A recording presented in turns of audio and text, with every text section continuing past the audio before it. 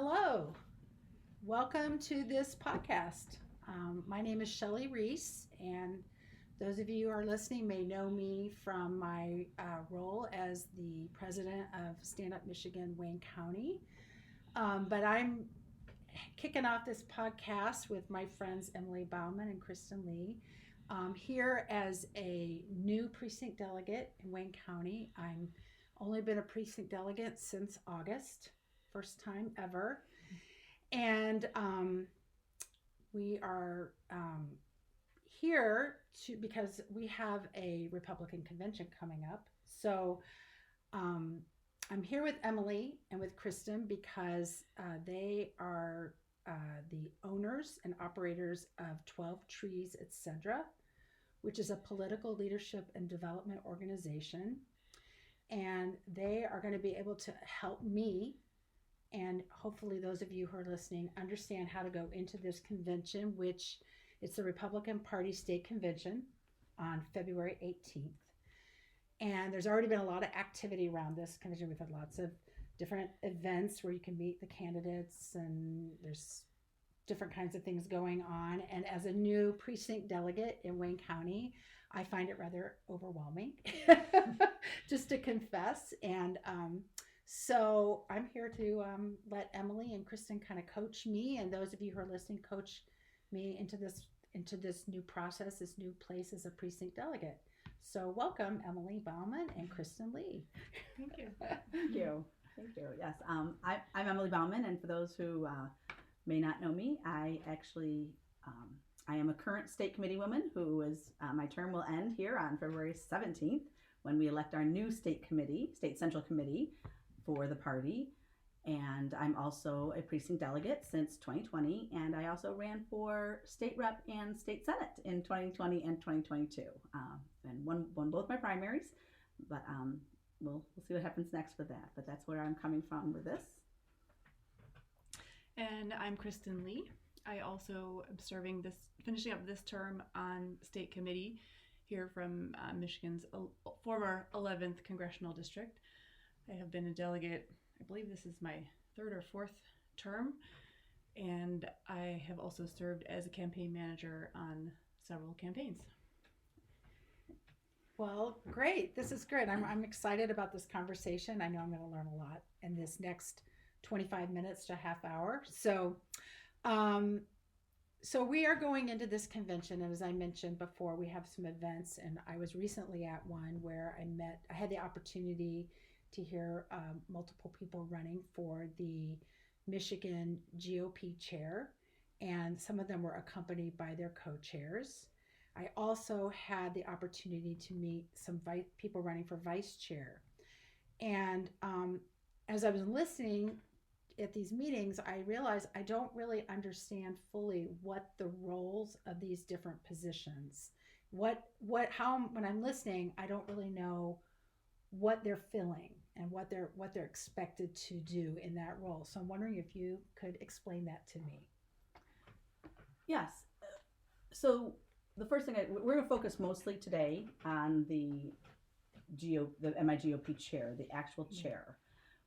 Each of them should have a co-chair who is actually ultimately a running mate for them, and we can talk a little bit more about that in a little bit. But one of the things for me when I process things, I actually always like to go back to the first, like what does it say? What's the deeper thing that's going on?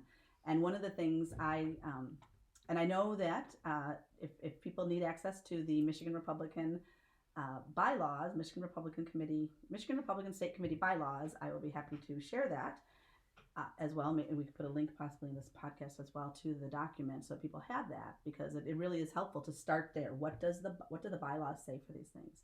And the first thing I always like people to know is that on Article 2, the purpose of the committee, of the Michigan State Republican Central Committee, is to perform all the duties delegated to a state committee by law and such other duties not prohibited by law, to direct, manage, and supervise the affairs and business of the Republican Party in Michigan, and this shall include, but shall not necessarily be limited to, work for the election of nominees of the Republican Party in Michigan, and work in close cooperation with other Republican state, district, and county organizations, and then to adopt bylaws, because of course the bylaws can be changed by any of the state central committee administrations that come into play. And I like to go there and think about that, because ultimately, yes, the role of the state central committee and the Republican Party is to get Republicans nominated or elected to offices throughout Michigan and our federal government. And we need to kind of think back and say that that's, at the end of the day, that's what we're working towards. We've got to be thinking about how everything we do goes towards that. The other part is that keeps coming up is, well, what are the duties of the MIGOP chair? What can I expect of the chair? And I think this is important, because one of the things that I think about all the time is I need to know what my expectations of a role is, so that I can in turn hold them accountable to that role. If I don't know the expectations, I can't hold them accountable. I could complain if I don't think that they're doing what they're supposed to be doing. But if I really don't know what they're supposed to be doing, or as the hiring body, because ultimately our election of this person is hiring somebody to be our MIGOP state chair, what do we want their roles to be? What do we want their duties to be? What do we expect of them? Again, going back to the bylaws, I will let you know that this is what it says. For the chairman shall preside at all meetings of the committee, and the chairman or his designee shall sign all contracts, agreements, documents, and submit reports to the committee at each meeting of the committee, and at such meetings as the committee by resolution or motion may require, appoint and hire such employees as the business of the committee may require, and shall perform other duties as these bylaws provide, and as the committee shall from time to time designate. The chairman shall be an ex officio member of all standing committees and of all subcommittees. And then it speaks to the chairman's compensation, because I know a lot of people have questions about that. The chairman's compensation, if compensation is to be accepted by the chairman, and of course, if the party has the monies to pay, shall be no less than the salary of the Senate Majority Leader, and no more than the salary of the governor as approved by the Budget Committee. So again, when I think about this and I go back to it, that's a very broad brush of duties. At the same time, it's actually very small when it comes to what I can expect of them. So there's a lot of expectations that keep coming out of the chair. But if I go right to the bylaws, some of those things are not there. Does that mean they're wrong? Does that mean that we need to step up our expectations? Maybe so. Your thoughts, Kristen? Let me just insert right here that just for listening pleasure, we're recording this at my daughter-in-law's house, and we have some children noises in the background. So just enjoy the noises. And if you pick up on that, it's not the screeching cat. It's just a couple. Grandkids. Yes. So Kristen. Sure. Well, I think it's important to note here that really State Central Committee holds the power, because in our mindset, it's often in the past, even I've been told, well, the chair has all the power, when really by design of our system, the power is inherent in the delegates, in the people. We the people, from our Constitution to the Declaration of Independence, the power resides in the people, in this case in the delegates, and the delegates elect State Central Committee, who is determining the bylaws that we're reading from and the roles and responsibilities of the chair. So ultimately, that's something to be noted, that the accountability and the checks and balances lie with we the people, those of us in state committee, by the things that we approve or don't approve. And so that's sort of before we even have the conversation about the role of the chair, that we have mindsets to think about, old mindsets, mindsets in this particular definition, and then mindsets going forward with what the future state committee might do. Right, because twice or several times it basically said, as the committee requires. Wow, so the role of the precinct delegate is very important. There's a lot of, that's what I'm hearing based on what you're saying, and based on the direction of the Republican Party. The precinct delegate does have a really important role.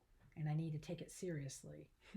When I go into the convention, I need to be sober about my position and what I'm entering into for the direction of this party and our state. Mm. Yes. So, yes. And for the future of choosing future leaders Right. that are going to be running for office. So that's very helpful to me. So I encourage people after hearing that. One of the questions I would encourage people to just kind of ask themselves is, after hearing some of the talk we just had, is what do you think the duties of the chair are? What do you think the duties of the chair need to be going forward? And remember that as someone who may be voting, I know we're talking to some people who may be voting at state convention. We're talking to people who may not be voting yet at state convention, but people that have a say, people who have an opportunity to talk to the people that are voting at convention and say, this is what I want. I'd like you to consider as you go forward and thinking about who to vote for, is where do we want this, where do we want this to go? What do we want the duties of the chair to be? Do we want the duties and to be the chair to be more like this, where they are broad a little bit, but actually very minimal? Because if we put too much power in our chair, then we take away exactly what Kristen says. We take away the power of the people, and we have to be aware of what that means if we do that.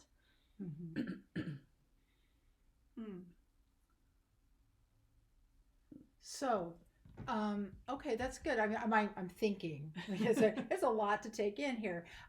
So as I'm going, and if I'm jumping the gun here, you can take us back. But as I'm going into these events now, in light of the things that you've shared with the bylaws and kind of the kind of posture that I take regarding how I want the chair, what I think the chair should be doing and functioning as in the state committee, the role of the state committee. How do I process these different people? Like, how do I vet them? How do I listen to what they're saying and go, okay, parsing out what the things that they're saying line up with the bylaws, line up with the vision of the role, maybe the potential of the role, and etc. Can you help me with that? Because I don't necessarily even have the language for how to process this whole choosing the right person for this role. One of the things I always think about when I look at some of these things is really looking at what someone has already done. And I think that a lot of the delegates I've seen, just in some of the questions that they've asked, are looking at what these candidates have done in their past and applying that to where we need to go. And I also, in thinking about that, I guess, when I'm thinking about it, I know when I'm processing it, it's like, am I trying to fill, with my hiring of this new GOP chair, am I trying to fill shoes of a previous chair, or am I trying to create where I want my party to go? And there's a certain element of, quite frankly, for me, I will share that I am more thinking of where I want my party to go as opposed to filling. A lot of times when you think about hiring somebody, you have somebody who's been doing a job and now you're filling that role and you just keep filling the same role. You're not necessarily filling something that's taking, it's got a duties and you've got to go. But this opportunity that we have before us is basically saying, no, we can create something that's greater. We can go back to and say, what is the role of government? What is the role of the party? And who do we want and who do we believe that can take us there? What in their life, what in their past that they've actually done can actually take us where we need to go to actually, create that opportunity for good nominees and good candidates that we can actually elect to all these other offices. And I think it's just a wonderful opportunity that we don't look at filling a previous role as opposed to filling the role that needs to take us to the next level. What are thoughts? Yes, I agree. I know I'm reminded something that I go back to is as a woman of faith is having one ear to God and one ear to what's going on around me. And I think that in looking to as we're discerning, as well as we're looking for a leader who is discerning, is that posture of I'm thinking of, it's called the sons of Issachar in First Chronicles. Issachar. Thank you. Men who had understanding of the times to know what Israel ought to do. So, as Emily's talking about, the past and the present and the future. These things are organic. We are in real time in history, so we do need to have an understanding of the past, those that have gone before, where we are currently, and the vision of where we're headed in the future, where we need to be. So I'm appreciating that sort of organic nature of things, because we can't just discount where we've been and who has served in these roles in the past, what they've offered, their strengths, their weaknesses, nor those of us that are currently here in the short-term history, and then those headed in the future. I also think about, in the current description of the bylaws, just to review, I know those of you listening don't necessarily have it in front of you, but presiding at all meetings of the committee, signing contracts, agreements, and documents, submitting reports to committees, and appoint and hire such employees as the business of the committee may require. So I'm thinking about what sort of character and skill set is needed for someone who is signing contracts and submitting reports and hiring staff in the office. Are the people that are running, do they have experience in hiring employees to perform the duties of this nonprofit organization? I think it is important to be thinking, in my journey as a campaign manager, learning that a campaign is a small business. Well, the MIGOP is a business. Just gonna say, as you're describing that, I'm like, wow, I'm hearing a business structure, and I don't tend to think of our political movement having that kind of infrastructure, but that's what if I'm correct, I believe through the bylaws there's an infrastructure that it's required, and it has to be. I need to go, wow, there needs to be some business acumen in terms of being able to run that kind of infrastructure. So that for myself is going to be a vetting. It's going to give me an ear for listening, like what kind of business experience, what kind of, maybe ask questions about how they run their own team, and looking for that type of leadership coming out of them versus just purely visionary, purely just, obviously everyone has to kind of make those decisions themselves, but I know you've already equipped me based on the words of the bylaws themselves, that there has to be some kind of business mindset in the leader to support the direction and goals of the GOP in Michigan. And what kind of a company? I mean, we're in this day and age of cancel culture, right? Where we're taking our dollars and choosing which companies we're going to support, whether it's the coffee we buy or the clothes that we wear. So the question is, what is the health of the company, of the MIGOP, going to look like going forward? We have a lot of complaints of disunity, and we all need to just come together and unify. I have to step back and ask the questions: what does a healthy GOP look like going forward? How do we bring that health to an organization? Because in my own business and in other businesses, I want to support healthy businesses, and that's where Emily, I'm sure, has something to say on that, because a lot of what I learned from her. I love this segue possibly into some of this, because from a business structure, and because that's exactly what I've said since I first stepped into all this role. One of the things, and I want to be careful how I say this, because I want to talk about future as opposed to, I always like to say, we build on the past, we grow through failures, So we don't have to look at anything of this, anything before us as negative. It's growth opportunities, it's strengthening opportunities, it's building beyond what we were, and it's an amazing, that perspective is way better than thinking anything else. And if you think that this of opportunity, but we have an opportunity to truly create this business with a mission that people can get behind.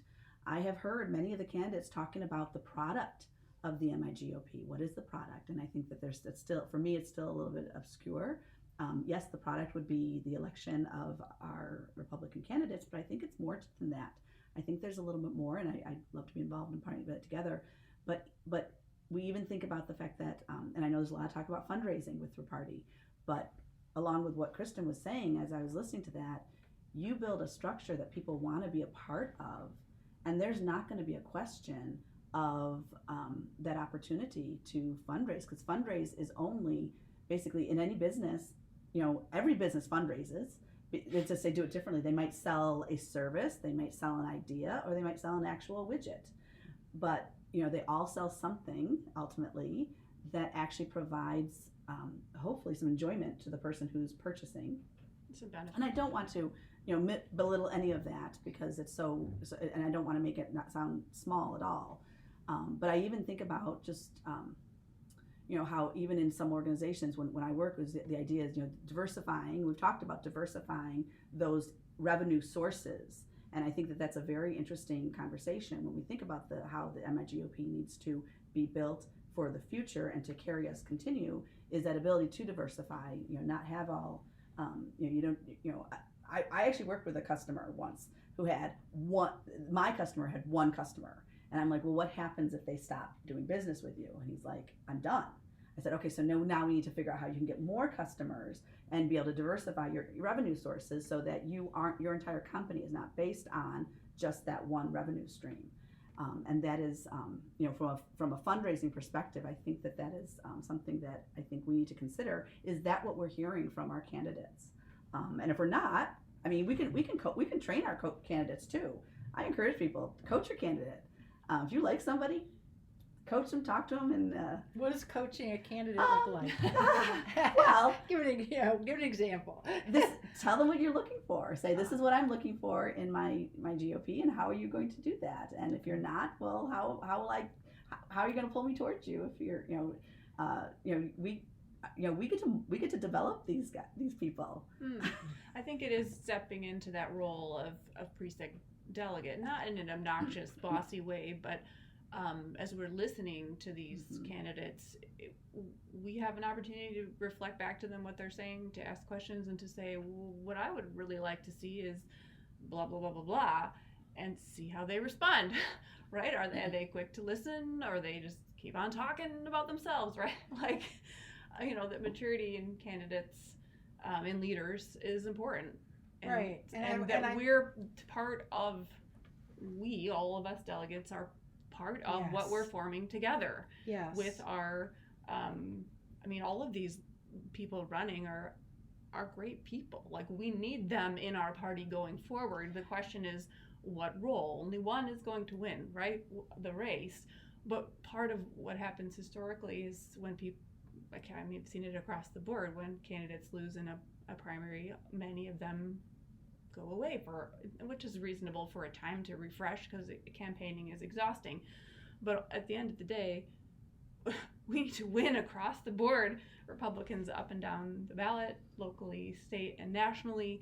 It's all hands on deck. Your gift is different to my gift, but we're all needed. So we need all of these people. It's just the question of where and how and when and how are we going to work together. Yeah, that's actually a great question that precinct delegate could ask in the process of vetting. It's like, we can express gratitude and appreciation for someone to run and say, should you not win, can I expect you to still be engaged? Can I still expect you to express leadership in another capacity in the party, because you've stepped up to the plate to be a leader? If you don't get this role, can we expect you to continue to provide leadership in another role? Because I'm so grateful for you that you would be willing to do that. It's a valid question, and let them give a response and see, rather than say maybe no, forget it, I'm moving to Florida. Well, and because as Kristen said, these candidates are amazing. It's really interesting to see this year.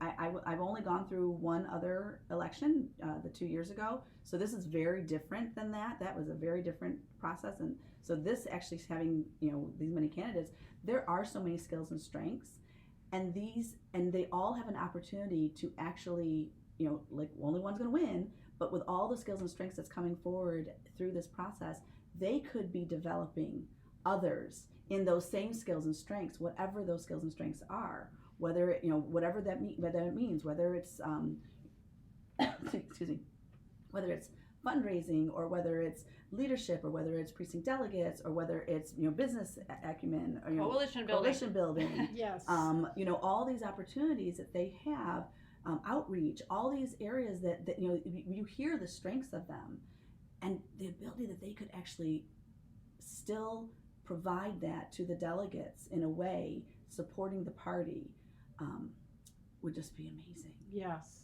So actually, as I'm listening to you both, I'm getting a little stronger vision for my role as a precinct delegate.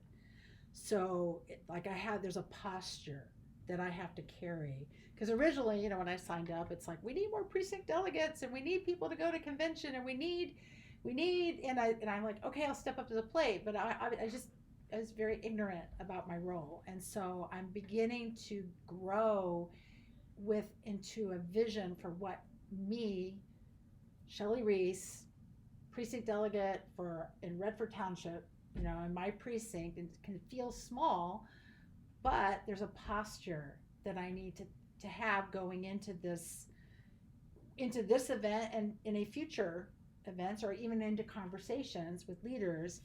But so could you just talk to me a little bit, like, what am I carrying as a precinct delegate? What is my posture? And we are getting close to the end of this podcast, but I think could be a good kind of wrap as we're heading into the convention. So help me out. Tell me a little more about my role as a precinct delegate. I say first and foremost, from my perspective, is always prayer. Yes.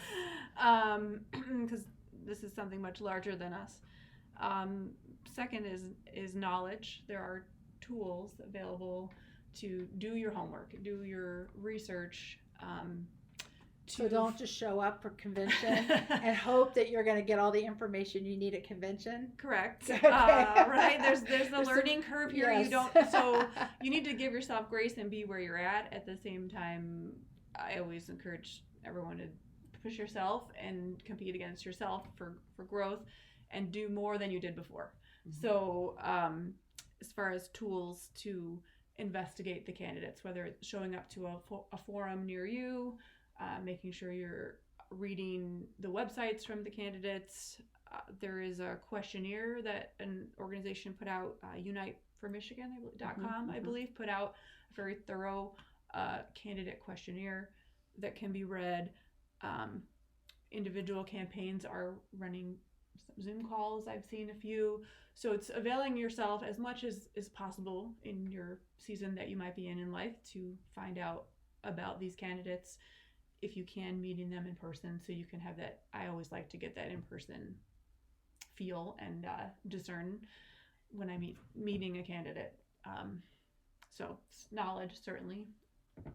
Emily, did you want to? I always think about that, as precinct delegates, we are an individual person and our voice matters, but as an elected person to represent the precinct, we have to think about what am I representing. Now, as far as the party goes, in this role, we are representing the Republican side of everything. When we're in our precincts for other reasons, we might be, crossing over into independents and Democrats to try to have the conversations. But in this current role that we're preparing for convention, it is specific to the Republican platform. So and we can share the link for the Republican platform in our podcast.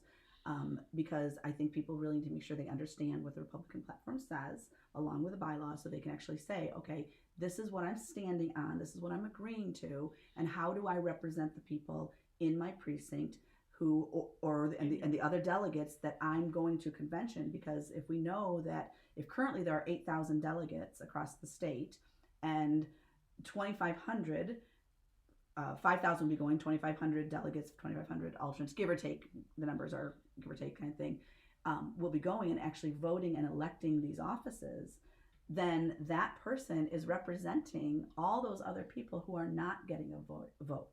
So I encourage the people that are not getting a vote or may not get a vote to talk to the people that are, and these people will be elected on January 26th at all the county conventions.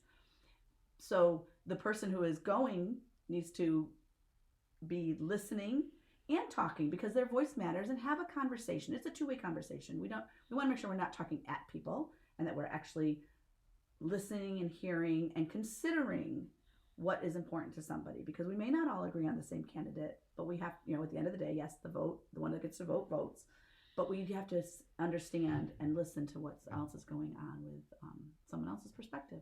Yeah, that's very helpful. I think often as a precinct delegate, we forget that we are actually representatives. So that's a good thing to take hold of and fill out. So is there anything more you wanted to add to this? Just that picture helps me to think I'm an individual and I need to think for myself and govern myself, but I'm always a member of a community, whether it's my family, my church here, the delegation in my county. So I can't be in my own zone doing my own thing without paying attention to everyone else, nor do I need to be overly influenced by others. So it's that posture of thinking for myself, but collaborating and living in community in healthy ways. Yeah, that's very helpful. I think the one thing I want to put a plug in for people who are currently not delegates, to, even though I said that there were 8,000 across the state, there are at least 9,000 openings, I think, for delegates across the state. So go to your county convention. You can go as a guest on the 26th, and there is an opportunity. Last order of business. The last order of business at every convention is generally to elevate people to the role of a delegate to serve any openings that they may have in the precincts that they represent. Right. So there is an opportunity, and I encourage that, because we do need to continue the strengthening our delegate population and increasing the number of people that are delegates. And the next official election won't be until 2024, but you have this opportunity. So I do encourage people to do that. Awesome. Well, thank you, Kristen and Emily. This is a great conversation, and I know it was very helpful for me.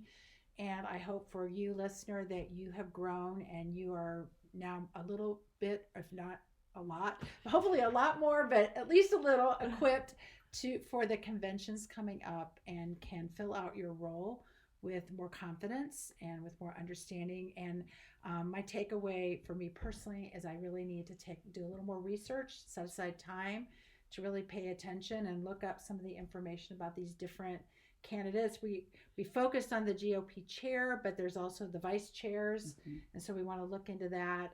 We couldn't go into that in this podcast, but as we do the research, we're going to be choosing them as well at the convention. So we need to pay attention, not be casual about it. So thank you so much. Thank you. This is a podcast from 12 Trees, etc. And so be looking for more podcasts in the future to get equipped and to grow in the political leadership area. So thank you so much. Thank you.